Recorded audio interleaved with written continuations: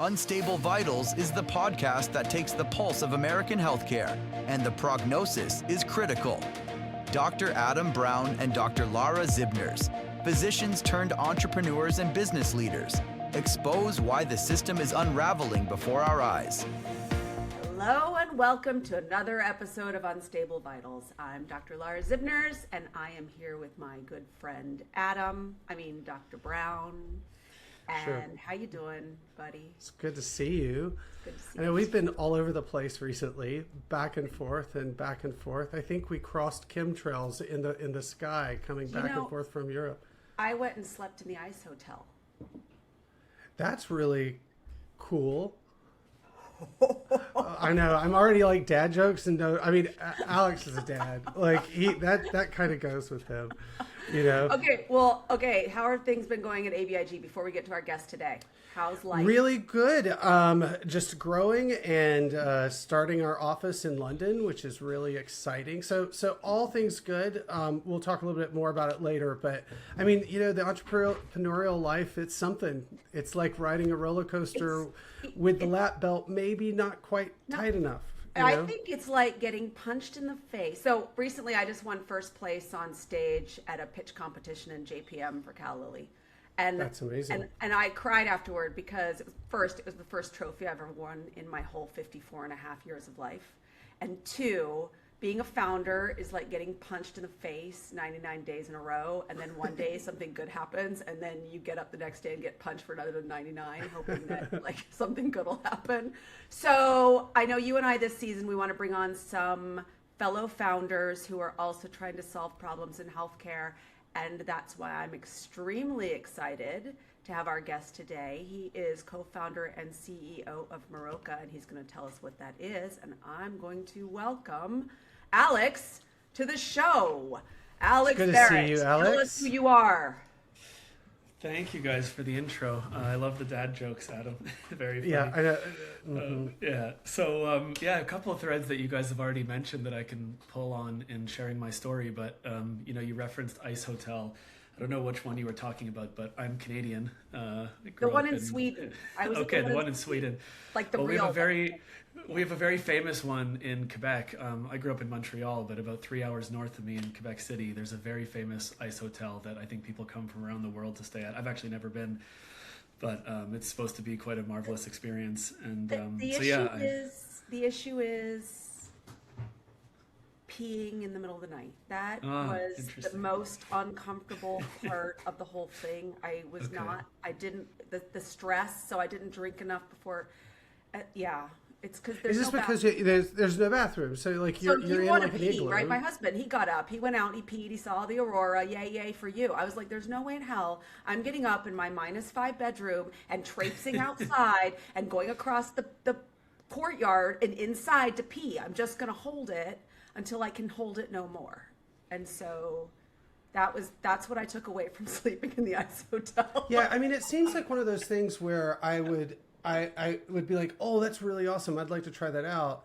And then you try it out and you're like, maybe this is a one-night adventure for a box check. It's a one-night adventure for a box check. It's not something I need to do again, but it was cool. It was like a box checker, like, a bucket list thing. Yeah. So Alex, there you go. It's on the list for you. It's on the list for me. I think -5 actually sounds kind of warm compared to toasty because it was -30 there. Yes, outside was -30, so -5. Oh yeah. So we're and you guys are using Celsius, I'm assuming. For those Americans that use Fahrenheit, that's somewhere around in the lower to mid 20s, correct? It kept my wine cold. Hey, there's a bonus. That's a bonus. Well, anyway, that's not what we're here to talk about. Back to you, Alex. Who are you? Yeah. What are you doing here? So grew up in Montreal. I studied at McGill. I went down a very traditional career path, which was finance and accounting. Thought I was going to be an auditor of some sort. Luckily for me, I did it for a very limited amount of time and realized that this is, that coupled with some very good advice from some formative people in my life, I decided not to spend too long doing that. And quickly pivoted my career actually and moved to London, where I think, Lara, you've got a place, and Adam, you're setting up an office there. So, London's very much a part of my story as well. studied in London at the London School of Economics, and came back to Canada and actually started working in the entrepreneurial field almost right from the start of my professional career. So because I had sort of a background in education and accounting and finance, I started by investing in entrepreneurs. I was given an awesome gig working for a venture firm here in Canada that backed some of the best entrepreneurs across a whole bunch of different industries. I was exposed to fintech, to healthcare, to space tech, you name it. We were just an all-around generalist fund, and we were backing, sort of like the quintessential, like two people in a garage, just like founding a company with big dreams and big ambitions. I knew nothing about this world, obviously. I'd spent some time doing auditing, accounting, finance, and it's completely different. You realize that like you come in with your finance hat on, and then you realize it's more an art than it is a science, and speaking with people at that stage of business development. And so I did that for about 6 years, and actually like just really had the itch to operate. I think I, was always feeling like on the sidelines, never on the field, and like really wanted more teamwork, more collaboration, cohesion amongst people. And so I joined a company that I'd invested in. And it was this big construction business that I had backed when we were, I think just 15 or 20 people, and stayed at that business until we were about 600. And we had raised about $150 million of capital. We had probably more than 10,000 customers across North America who were all residential contractors.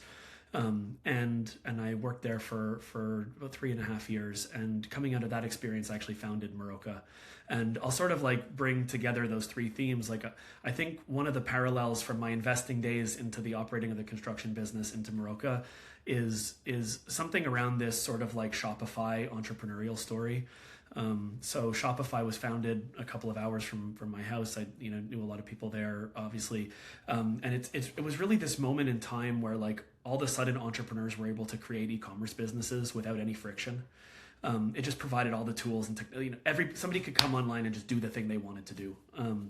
And I think the construction business was exactly the same way. We were servicing residential contractors that had to worry about finding leads and going to Home Depot every morning and sourcing materials and procuring materials. We were removing all the friction to being a residential contractor, allowing them to sort of build their own businesses and receive materials on the job site and sort of like empower themselves to be entrepreneurs.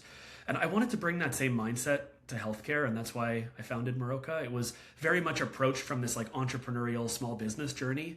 And like the way I'll just sort of end that introduction is like, I think, one of the things that got me most interested in this that I hear all the time is like, oh, doctors aren't business people, like just let them be doctors and let us take on everything else. And I think to me that sort of defeated the whole entrepreneurial spirit of like being a small practice owner.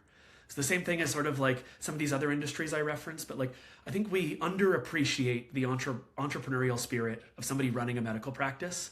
How many things they had to do and get right to actually stand up a practice, right? Find a place to deliver care, retrofit it, decorate it, from the carpets to the couches to the people that they hire to the warmth and like the culture that they build. Like those are all decisions. And like, it might not be like because there's a business degree backing that decision, but those decisions were made with something in mind because they wanted to deliver care a certain way.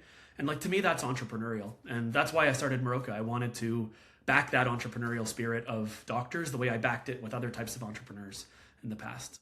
I think several things that you said right there that I think are really important. I mean, the first is that, just looking at your background, having education, accounting, finance, entrepreneurial background, all of those key components are, ways to support clinicians in starting their own practices and also not only just starting them, but running them successfully. And I think, as I've heard a little bit about Meroka's story, Meroka is trying to bring together a lot of those different parts of trying to help those independent physicians. Can you speak a little bit more about that? Of what are you seeing as a problem right now in the healthcare system, and one that you're trying to pull together those skills and those experiences in the past to solve? So start with that. Yeah, I think what we've seen over the last 20 years is really a swinging of the pendulum away from what it means to be an independent practice, where today almost all doctors in the country are employed by some health system or corporate entity. that basically, serves as their back office and, manages most of the care journey for them. I think like what you need to start with is like why this matters. Like, so if we were to zoom forward to 2050 and 100% of doctors were employees of some system, like is that bad? And I think like what you see today is a couple things. You see that like doctors are not able to deliver care in a lot of ways the way that they dreamed of doing it. They can't spend as long as they want with a patient. They can't maybe see patients in the evening, give them their phone number, administer the right procedures. So we have these things that have been brought up, such as prior authorizations, which is one example of where the physician's autonomy just gets really relinquished. And it means that physicians must look to the system in order to make critical decisions about the thing that they're the specialist at. And unfortunately, like the combination of those things, more system interference, more doctors being employed by the system has led to a huge reduction in that autonomy and thereby a reduction in the enjoyment of practicing medicine. So that's really what our mission is rooted in, is like, how do we restore some of that? And what we saw is like the biggest problem we could tackle is really this like consolidation problem in healthcare. I think consolidation happened probably for two reasons. And I think one is more reported, but probably less true. Like the one that we see in the headlines all the time is this idea of the silver tsunami, where like, a lot of businesses in the United States, whether it be doctors' offices or other businesses, are owned by people over the age of 55, just because a lot of baby boomers started businesses and they're getting older. It's a demographic trend. I think like I started in this mission thinking that was the critical thing driving consolidation. I actually don't think that has, much to do with it. I think, the discovery process we've been on in speaking to physician practices across the country is that like most consolidation has occurred because like the business model of being an independent practice is not sustainable. We've seen the CMS reimbursement rates be essentially flat since 2002, and we've seen tremendous cost inflation. And like if I use my financial mind and apply that to what it means to run a practice, it means like flat revenue, rising cost. That's a pretty ugly picture for a financial statement or an income or sort of profitability line of a business. And so like I think that's the real trend here in consolidation is the business models become unsustainable, so people can't do it anymore. They can't practice it. So that's what we set out to solve. We set out to figure out how to make the business model more attractive, knowing that like if the business model is attractive, lots of people will opt in. I think that's something that people really don't understand. I didn't understand. So I spent my dad, as a radiologist, he's still alive, but he's no longer a radiologist. I mean, he is a radiologist, but he doesn't practice anymore. Anyway, I had to go work for his office for 6 months before I started medical school. And my job was literally just to send back rejected payments to insurance companies. But when you see what is billed and what the actual reimbursement from Medicare is on those, it's shocking. So you're exactly right. And you have to pay this entire office of people just to sit there and peck away at a keyboard to send back the rejections because it's almost like a game. But going to that, of all the things you could have tried to do with this idea of like streamlining things and helping entrepreneurs, what in the world made you look at healthcare? Because that seems like just let me pick the most difficult thing I could possibly do and I'll go with that. I think there's probably two interesting answers here. I think number one is impact. I think I learned this when I was working at the construction business. It was really funny how like everybody you spoke to, no matter who they were, whether you were trying to hire somebody, whether you're trying to raise money, everybody's got a connection to construction. Their brother's a contractor, their father built a house. Somebody like it's ingrained in everybody. And what that means is it's so much easier to relate to people in the field because everybody's got some lived experience with it. I think healthcare is the quintessential example of that. Everybody's faced some personal life experience, be it with themselves or with a family member. Everybody's been a consumer of the system in some way, or works in the system. And so like, it's one of those things that is sort of like ubiquitous and shared across all of us.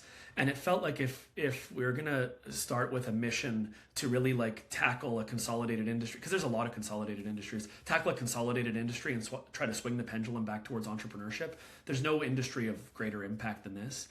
I think the other side of this is more the entrepreneurial side, which is I'm a big believer that people that have a little bit of naivety in solving problems like stand a better chance of, success. And I think that as I was studying healthcare, there's a lot of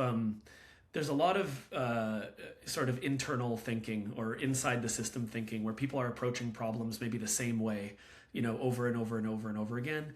And I actually thought that my background as a Canadian who has never been a consumer of the US healthcare system, who knew nothing about US healthcare, who studied in something different, who spent time, as I said, in London, who's building a team, that's probably half representative Canadians. I actually thought that as outsiders to the problem and as like very naive people that have not yet been jaded by, the history of, why healthcare is where it is, like we actually stood a chance of taking a unique approach. And so like that felt exciting to me as an entrepreneur to bite off that kind of problem. I mean, talk about like, yes, you're correct. The impact potential is huge.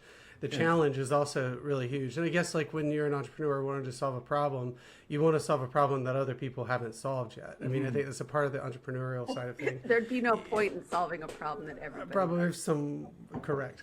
So I know a smart statement du jour from me. Always the singer always, there, Dr. Brown. Always. Just call me Adam after that one, right? So, but Alex, you mentioned something about massive consolidation, I agree wholeheartedly that I think that that it's one of the biggest problems that's facing healthcare in the United States right now, and there's some bills swirling around Congress, interestingly, about this problem. And I think people are starting to take notice. Not only are government officials and legislators taking notice because of Medicare Trust Fund, which is could be insolvent quicker than we think as far as costs rise. But why are they rising? They're rising because a lot of other insurance industries, hospitals, pharmaceutical industries, device manufacturers, et cetera, they're consolidating. And so when then you think about the physician side of things, you were saying before that, physicians are getting bought out, and that, yes, there's a silver tsunami, but it doesn't seem like that's really the driver for the shift from an independent practice to an employed practice.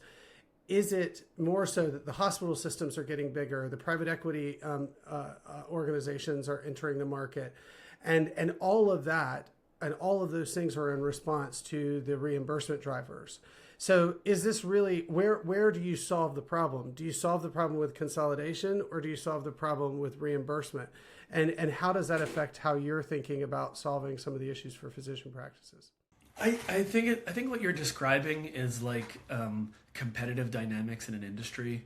And what happens, unfortunately, when industries start to consolidate is that the competitive dynamics start to look like tremendously different. So if you have a big pie and it's divided up, by thousands and thousands of members, let's say healthcare back in the 80s or something, where it's just like all small independent practices, you actually compete by virtue of quality of care and relationships and the comfort or the timeliness or the, however you want to define quality of the experience, right? Mm-hmm. So you're loyal to a physician, or referrals are made on the basis of quality of what you think is right for that patient.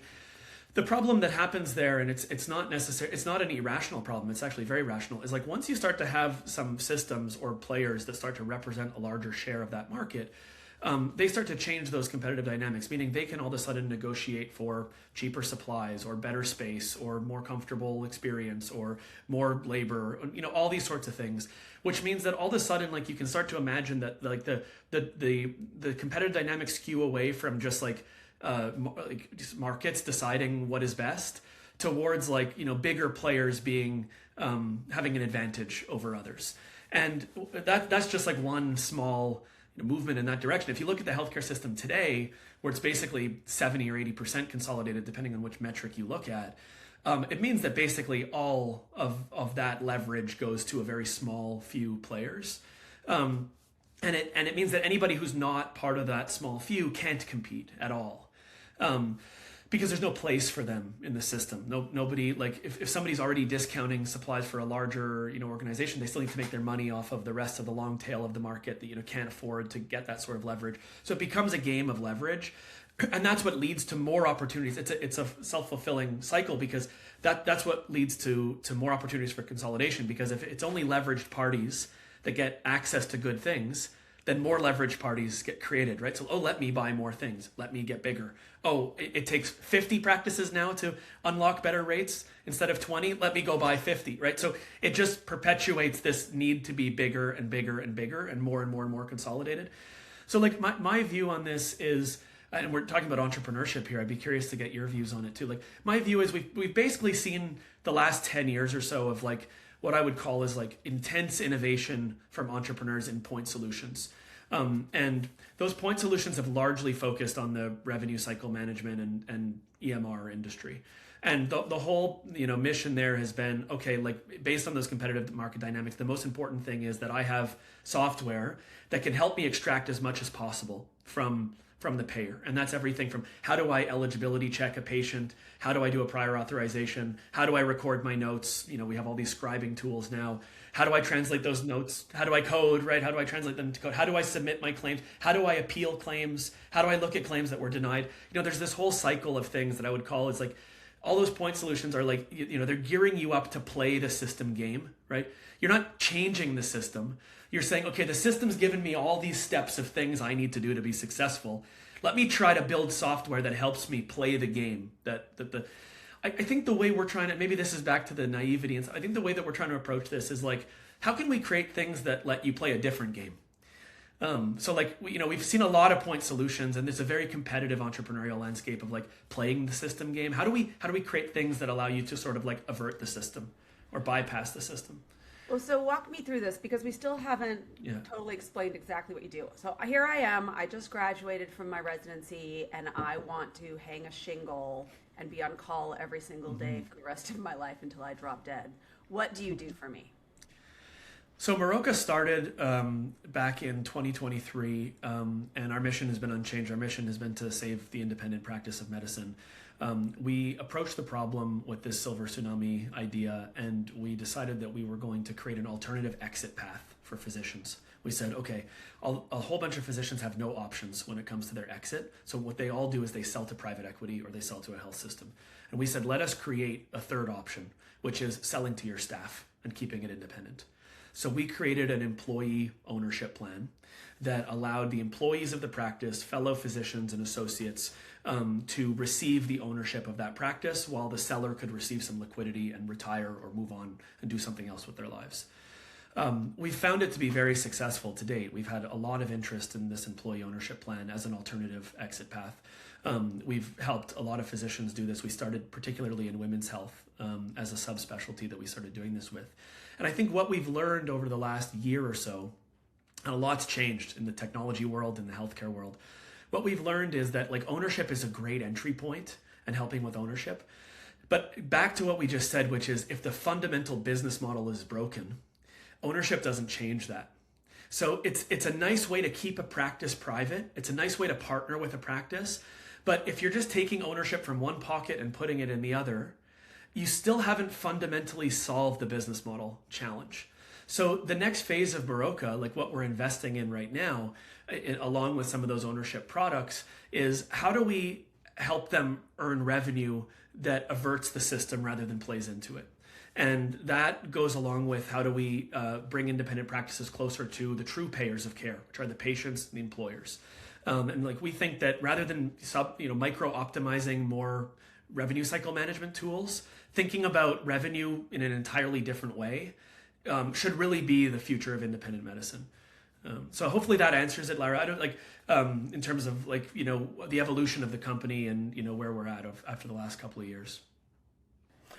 It's interesting to me because when we think about innovators and entrepreneurs, we think about them creating widgets. And as you mentioned, you're talking about point of care solutions, et cetera. People coming up with software that optimizes the revenue cycle through coding or through all these different things. And really the intent, of course, when we say optimizing the revenue cycle, what we really mean is get more revenue. How can you put more revenue into the practice or how can you reduce your expenses so you can make more profit or have a profit? We know that's many times very challenging. But with Meroka, what you designed was very different from a widget. It was a financial product, and I think for those of us who didn't grow up in the business financial world or in the finance side of things, Worst class in business school, by the way. But it did not No, grow up in that. financial statement analysis. That was one of my best. That I had to crawl through on the, like, I had to be carried through by my classmates who are way smarter than me. Yeah. That was So this is example. We're not, doctors sometimes are not the best on the actual finance kind of side of things. So you create a financial tool that was innovative, and saying like, hey, doctors, you can retire, and instead of selling it to name your private equity entity or hospital system, you can actually sell the practice back to the other doctors that may be still working in the practice, and the nurses and the techs and the front desk staff. So describe what that means a little bit more, because I don't know that everybody would understand how that is an actual product in and of itself, but it actually is. So this has always been an option. So I don't want to take too much credit for innovating. Like, doctors for a long time have left their practice to their kids or to their associates. And they've figured out models to build partnerships, and those partnerships have succession planning embedded in them. I think what we noticed is that, like, at a very small scale practice, like where you only have a few partners and it's a pretty small organization, like, chances are, like, number one, you don't have any of that set up. And it's actually, like, on a single practice basis, it's kind of hard, it's expensive to do that. Like, it's going to run you somewhere around, I don't know, somewhere between $250,000 and $500,000 of legal and structure fees to figure out how to set that succession planning up, who to leave it to, how to manage the cultural transition, how to set this up legally, how to distribute proceeds, what this all means. Plus, on the other hand, if the seller or the retirer is looking for some proceeds for their practice, like, hey, I've been running this practice for 30 years, I would like to get something for it because it's worth something on the market. Where's that capital coming from? And of course, you can have the associates go and apply for some form of SBA loan, or they can go and take out some, but it just adds more and more friction, right? Those younger associates might already have medical school debt, or they might not be willing to give personal guarantees on their, right? Or they don't want to take personal risk. They don't want to give personal guarantees. This goes back to the competitive market dynamics point, which we referenced, which is everybody's evaluating things based on their alternative, right? When the alternative is I can snap my fingers and get a job at the system down the street because they're looking for doctors in my field, every decision and friction starts to matter more. If I'm trying to retain people in independent practice, but I'm asking them to put their house on a personal guarantee and go, add to their debt load and go figure out how to legally contract with your other associates, more and more and more friction that just pushes somebody to say, why don't I just go take a job? So what we tried to do is reduce that friction to zero. Basically, you can contract with your employee base, your fellow associates, and they can, as easy as that, take ownership of the practice. They get support from us in how it's governed and managed, but they get to build that practice as if it's their own. The retirer gets some liquidity, and the business lives on as an independent entity that controls from A to Z how they run and how they deliver care. So that was the innovation there. It's not that the idea was innovative. I think, like, one of the things we hear all the time is, like, doctors used to dream of their kid taking over their practice. That was their dream. And today we see headlines, doctors are telling their kids not even to go into medicine. Like, that's the most stark contrast of, like, behavioral change that probably summarizes the last 30 years of what's happened. Yeah. And so that was the innovation there in the product, Adam, was just like reducing friction to as little as it possibly could be, so that becomes a real alternative. Do you think that? So one of the challenges, what I've seen just from and I've been outside the U.S. for 20 years this summer, right? So I've worked in both the U.S. and the U.K. I've been a patient in multiple countries.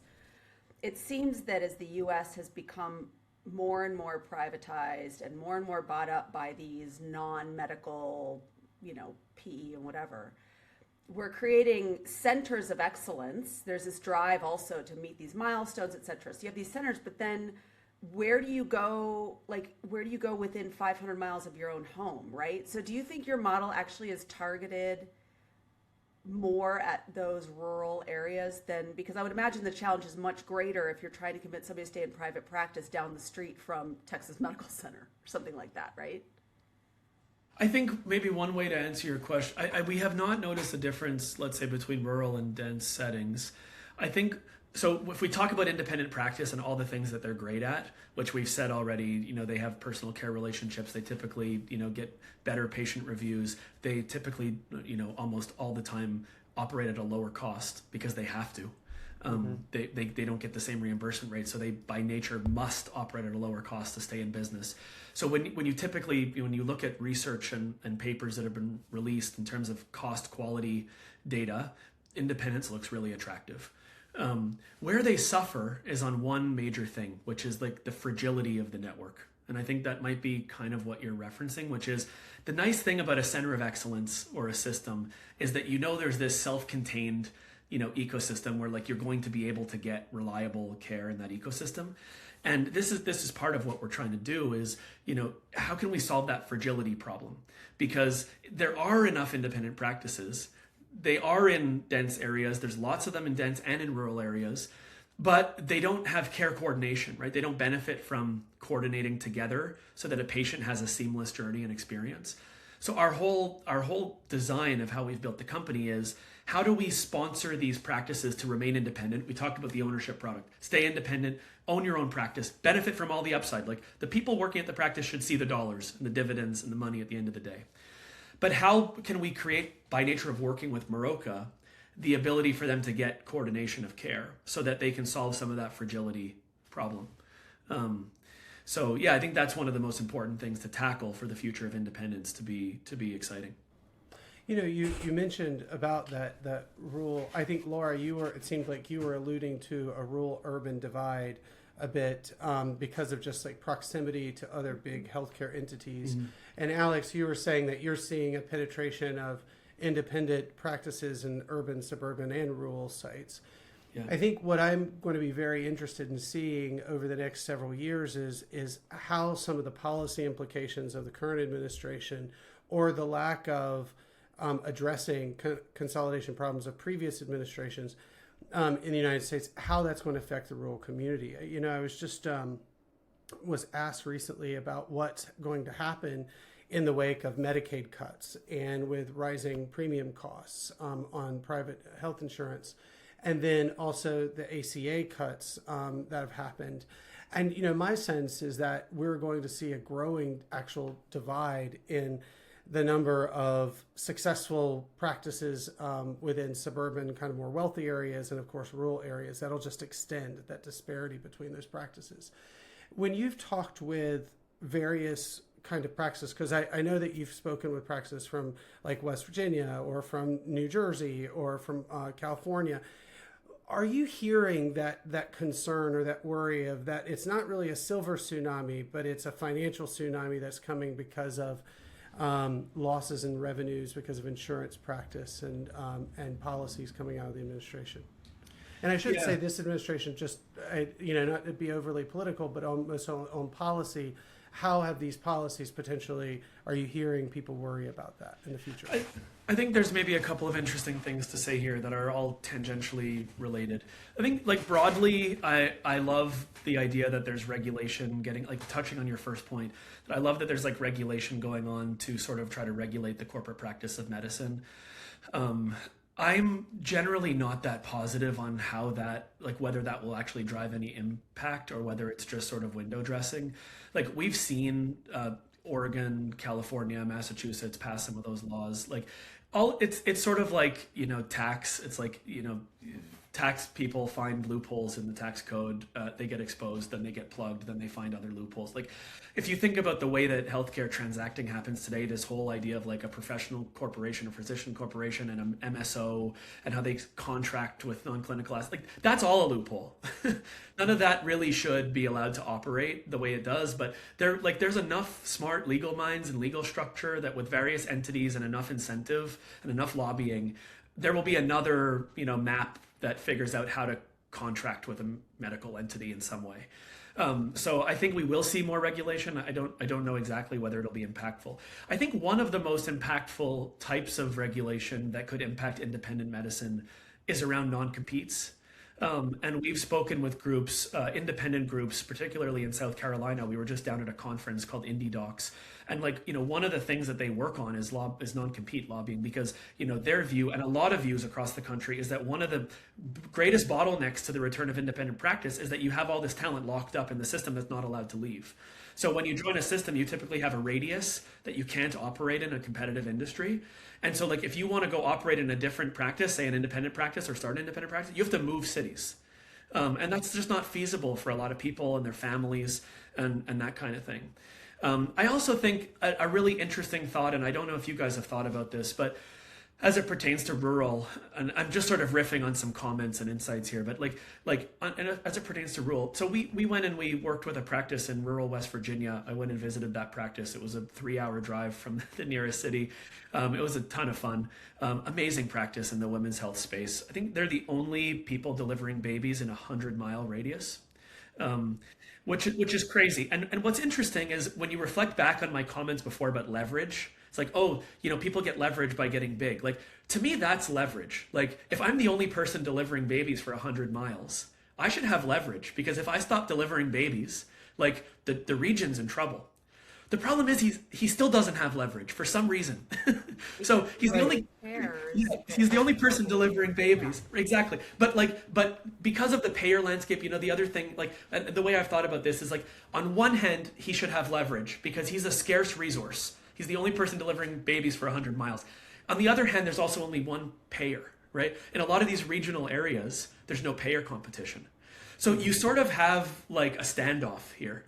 It's like the one provider knows if they stop delivering care, like, the region's sort of screwed. But on the other hand, there's also only one payer. And so there's no sort of dynamic there. So the payer also knows, like, hey, if that provider doesn't earn money from me, they can't earn money from anywhere. Yeah. So there's sort of like a Wild West standoff here between the two. Market distortion. Yes. Yeah. Massive market distortion. And so, like, I think that's part of what happens in rural areas. Like, you'd sort of expect there to be leverage, but for some reason there isn't. So I don't know if you have reflections on that, but those are some of my comments on that line of thinking. Yeah, I mean, I think that's an interesting point. I mean, this is one of the challenges that you see in the insurance market, is that there's typically a very dominant, in some states, like one singular payer that has dominance, and that, of course, gives a provider, irrespective of whether you would think that they have a significant amount of leverage because they are the only neurosurgeon in like a 250-mile radius, or the only OB doctor in a 100-mile radius. But it doesn't matter as much. It's just like the incentives are very much not aligned with how is this going to affect patient care. It's more aligned with what is going to be the profitability for shareholders. And that, I think, is what's really unfortunate. Lara? No, I was just going to say it comes down to what we're valuing. And if we're valuing profits over good medical care and the availability of a physician, if you need a neurosurgeon, and unfortunately, particularly with infants and children and women, that's just not... Children don't vote. Therefore, their lives don't matter. Well, they matter to us. I mean, they matter to me. I'm a pediatrician. I mean, yes, like, children of the future, treat them well, blah, blah, blah, blah, blah. But when it comes to political decisions and reimbursement, we see this over and over. It's who matters is who votes. Yeah, that's right. Well, we've only got a couple minutes left. I like to end kind of the conversation with a question, and one that's trying to be a bit hopeful. I mean, we call this unstable vitals because, the healthcare system is unstable. And Alex, I want to ask you, is it so unstable that it can't be fixed? What are your thoughts? Well, again, back to the theme of this, which is I'm an outsider to the problem. I approach it with naivety. Like, I do not think that it's so unstable that it can't be fixed, which is why we're dedicating our lives to trying to fix it. I don't think it gets fixed in the traditional sense where you sort of chip away at, playing the systems game. I think it gets fixed by changing some of the big pillars of what the system means.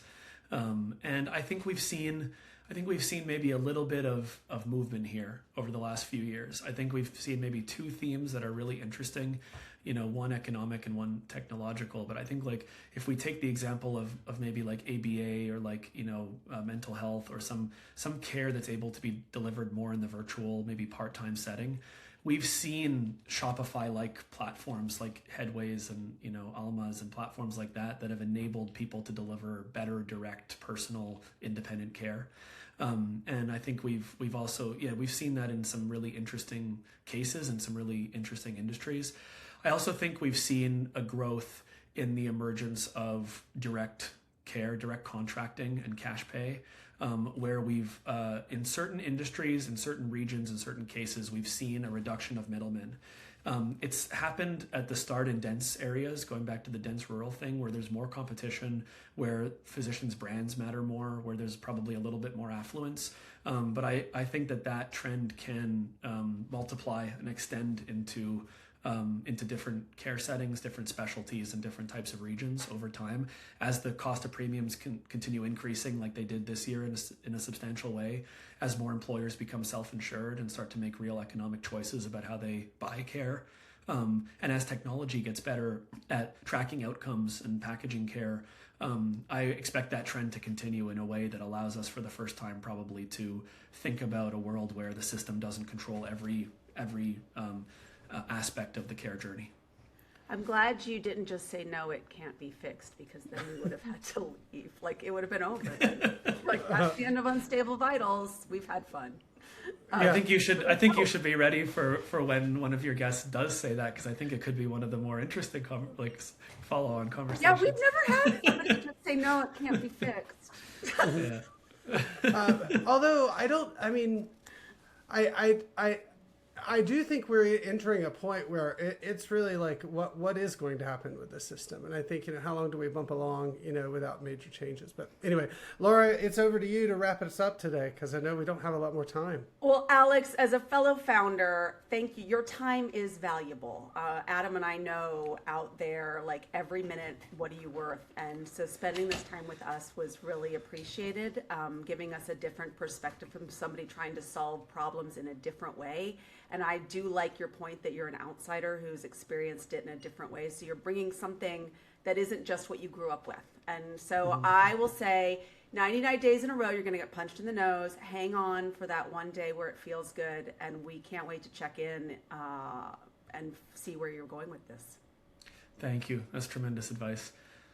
But yeah, it was so good to have you. Thank you so much, Alex. We appreciate it. And if you want to learn more, you can check out Alex and his team at Meroka.com. Of course, check out Alex Barrett at LinkedIn. And then for Unstable Vitals, follow us, share, and we'll be coming to you with a new episode shortly. Thanks so much. Have a good one. Thanks for tuning into Unstable Vitals. If you enjoyed this episode, make sure to follow us for more unfiltered conversations on the pulse of healthcare. Connect with us on LinkedIn or visit us on unstablevitals.com to stay in the loop.